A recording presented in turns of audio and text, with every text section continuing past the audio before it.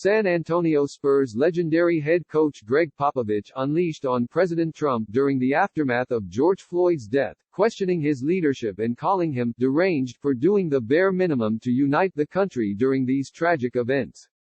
It's unbelievable, Popovich told the nation. If Trump had a brain, even if it was 99% cynical, he would come out and say something to unify people.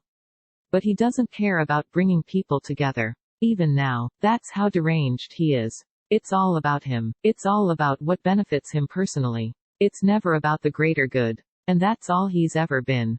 Marlins Derek Jeter calls for racial hatred to end in wake of George Floyd's death. It's so clear what needs to be done, Popovich added. We need a president to come out and say simply that Black Lives Matter. Just say those 3 words. But he won't and he can't. He can't because it's more important to him to mollify the small group of followers who validate his insanity. But it's more than just Trump. The system has to change. I'll do whatever I can do to help because that's what leaders do. But he can't do anything to put us on a positive path because he's not a leader. NBA legend Kareem Abdul-Jabbar defends George Floyd protests in op-ed. Popovich, one of the public figures in sports who criticized Trump even before he was elected into office, has continued to share his thoughts about Trump during his presidency.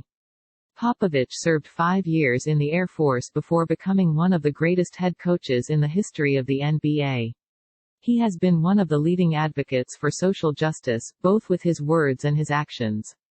Click here for more sports coverage on foxnews.com.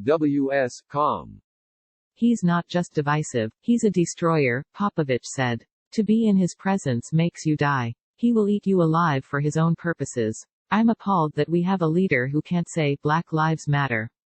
That's why he hides in the White House basement. He is a coward. He creates a situation and runs away like a grade schooler. Actually, I think it's best to ignore him. There is nothing he can do to make this better because of who he is, a deranged idiot.